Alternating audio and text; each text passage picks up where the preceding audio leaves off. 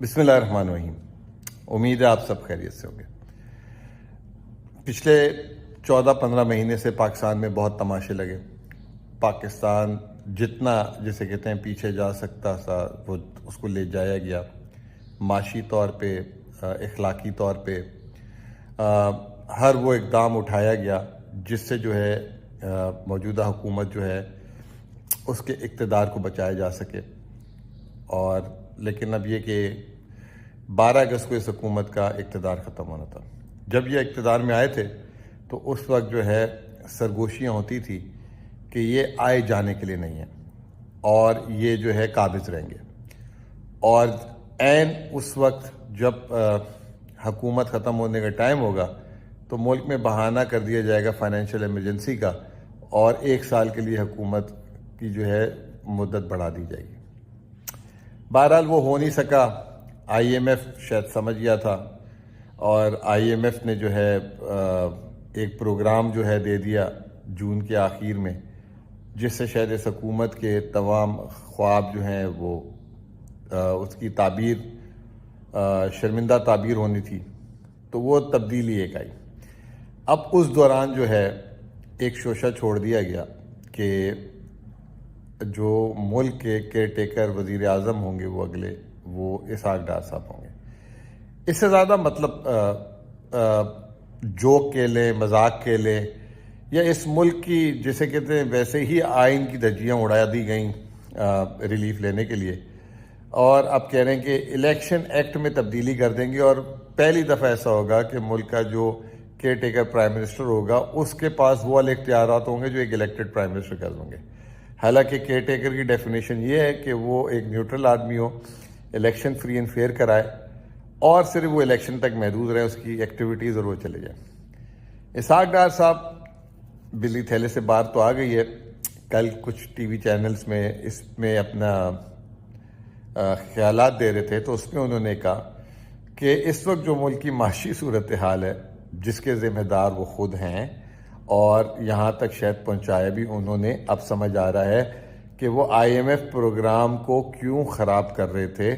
لوگ بار بار کہہ رہے تھے کہ بھائی آپ کیوں آئی ایم ایف کی باتیں نہیں مان رہے، یہ جان بوجھ کے کرنسی کو روک رہے تھے اور معاملات خراب کر رہے تھے۔ وہ اب سمجھ آ رہی تھی کہ وہ اس لیے چاہ رہے تھے کہ آئی ایم ایف پروگرام نہ ہو اور آخر میں جو ہے وہ فائنینشیل ایمرجنسی لگا دیں۔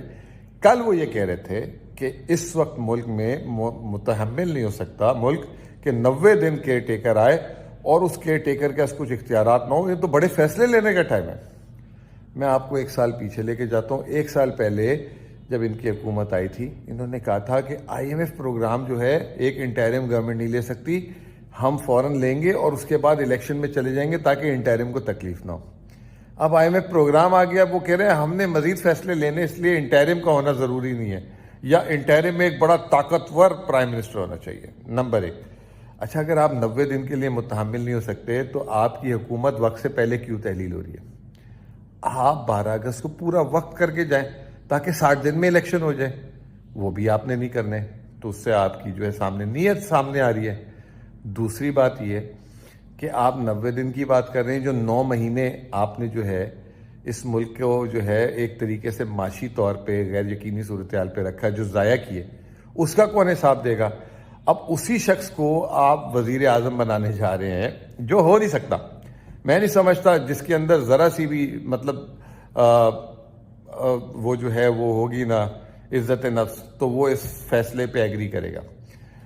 تو جو ہے کیسے ہو سکتا ہے؟ نہیں ہو سکتا۔ مطلب آپ جو ہے پہلے 90 دن کا 9 مہینے کا بھی حساب دیں۔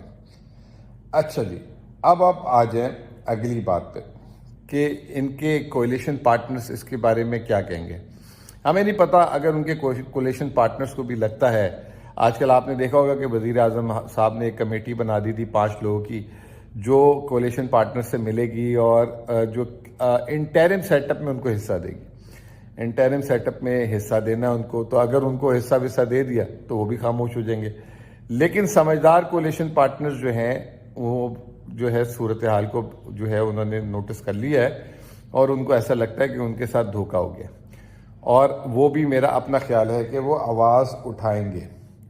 میں بہت سارے واٹس ایپ گروپس ہوتے ہیں جو مارکیٹس کے ہوتے ہیں، بزنس مین کے ہوتے ہیں، جب سے خبر چلی ہے وہ الگ پریشان ہوئے ہیں کہ یار یہ ہو کیا رہا ہے. اس سے الٹا مارکیٹس کے جو بھی ہے یہ آپ سن لیں کہ مارکیٹ کا کانفیڈنس، انویسٹرز کا کانفیڈنس اس سے ڈاؤن ہوگا، اچھا نہیں ہوگا، پولیٹیکل انسٹیبلٹی ہوگی. کیونکہ ایک تو اسحاق ڈار پہ ویسے ہی ووٹ آف کانفیڈنس نہیں تھا لوگوں کا کانفیڈنس نہیں ہے، جو بولتے ہیں لوگ کہتے تو الٹا کر دو. اب آواز ہے اسحاق ڈار صاحب. کیوں اسحاق ڈار صاحب؟ کیا ان کی کوالیفیکیشن کیا ہے؟ کیوں پچھلے 30 سالوں سے پاکستان کو بار بار گھوم کے وہ مل جاتے ہیں؟ ایک تو یہ کہ ان کا جو برسر اقتدار فیملی ہے ان کے وہ گھر کے ہیں، ان کی رشتہ داری ہے وہاں پہ. یہ ان کی لوگ کہتے ہیں کہ سب سے بڑی کوالیفیکیشن ہے. اس کو چلیں آپ 2 منٹ کے لیے ہٹا دیں. اسحاق ڈار صاحب پاکستان کے 4 دفعہ وزیر خزانہ بن چکے ہوئے ہیں. اب ان کو 5واں عہدہ ملے گا وزیر اعظم کا. مطلب آپ سوچیں کہ ایک آدمی کو 1 نہیں 2 نہیں 3 نہیں 4 نہیں اور 4تھی دفعہ بھی جو کیا اس نے، اب 5ویں دفعہ اس کو وزیر اعظم بنا رہے ہیں. کچھ آپ کو بتا دیتے ہیں. 1998 پاکستان کی تاریخ کی جو میں نے اپنی ہوش میں دیکھے نا، جتنے کرائسس آئے ہیں وہ سارے اسحاق ڈار کے دور میں آئے. 1998 میں جب اٹامک دھماکے ہوئے، اس کے بعد پاکستان کے فارن ایکسچینج ریزروز کو جو ہے جنہوں نے فریز کیا وہ ان کے مشورے پہ ہوا، جس کی وجہ سے پاکستان آج تک ریکور نہیں کر سکا. شوکت ترین صاحب ایک دن بتا رہے تھے کہ وہ حبیب بینک کے پریزیڈنٹ تھے، اور جب اٹامک دھماکے ہوئے تو پوری دنیا میں جو پاکستانی تھے وہ اتنے خوش تھے کہ وہ اگلے دن اربوں ڈالر بھیجنا چاہ رہے تھے پاکستان کے. لیکن جیسے ہی خبر آئی اکنامک ریزرو فریز ہو گئے، الٹا پاکستان میں کانفیڈنس ایروڈ ہوا اور لوگ جو ہے پینک کر گئے. شوکت صاحب کہہ رہے ہیں انہوں نے ان سے بات کی کہ آپ نے کیوں کیا ہے، انہوں نے کہا نہیں یوں ہو گیا وہ ہو گیا. تو پاکستان کا سب سے پہلا کرائسس 98-99 اسحاق ڈار صاحب اس وقت ایڈوائزر پھر وزیر خزانہ لگائے گا. پھر 7-8 مہینے بعد مشرف صاحب آئے، ان کو جانا پڑ گیا، نکل گئے. دوسرا کرائسس 2008-9 یہ آئے پیپلز پارٹی کے ساتھ کولیشن میں، وزیر خزانہ بنے. انہوں نے آ کے وائٹ پیپر دیا اور جیسے غلط اعداد و شمار دیے، کانفیڈنس کی جسے کہتے ہیں نا کہ بیڑا گرک کر دیا اور اپنے عہدے سے ریزائن کر دیا. کرنسی پھر وہاں پہ جو ہے اڑ گئی، پاکستان کی شرح سود آل ٹائم ہائی چلا گیا، سارا کچھ ہو گیا. یعنی دوسری دفعہ جو ہے اپنے عہدے سے نکل گئے. پھر 2013 سے 2017 تک رہے. 2017 میں جیسے ہی معاشی حالات خراب ہونا شروع ہوئے، اسحاق ڈار صاحب پھر نکل گئے لندن. اور پھر آپ کو پتہ ہے 2018 کے بعد کیا حالات ہوئے، پی ٹی آئی نے آ کے ٹیک اوور کیا، چیزیں خراب ہوئی. اب یہ 2022-23 میں آئے. 2022-23 میں آئے، یہ تو ساری آپ کے سامنے میموری ہے اور جو کچھ ہوا آپ کے سامنے ہے. اور اب جو ہے انہوں نے آئی ایم ایف پروگرام میں لیٹ کیا، پاکستان کو دیوالیے کے سٹیج پہ لے کے چلے گئے. آئی ایم ایف نے جو اپنی رپورٹ دی ہے باقاعدہ ان کو چارج شیٹ کیا ہے، بہت برے طریقے سے چارج شیٹ کیا. اگر آپ کوئی رپورٹ پڑھ لیں تو کوئی عزت دار آدمی اپنے عہدے پہ نہیں رہ سکتا. اس کے بعد اس کا کریڈٹ لیتے نہیں تھک رہے تھے، جس میں ان کا کوئی لینا دینا نہیں تھا. اور میں نے آپ کو ابتدا میں بتایا بھی کہ اب سازش سمجھ آئی کہ کرنا کیا چاہ رہے تھے. اور اب فائنلی جو ہے یہ وزیر اعظم کے عہدے پہ بیٹھنا چاہ رہے ہیں کہ اگر آگے الیکشن دیر بھی ہوتی ہے پھر تو یہ قابض رہیں، اور جب تک قابض رہیں، جب تک ماحول نہ بن جائے الیکشن ان کے فیور میں نہ آ جائے.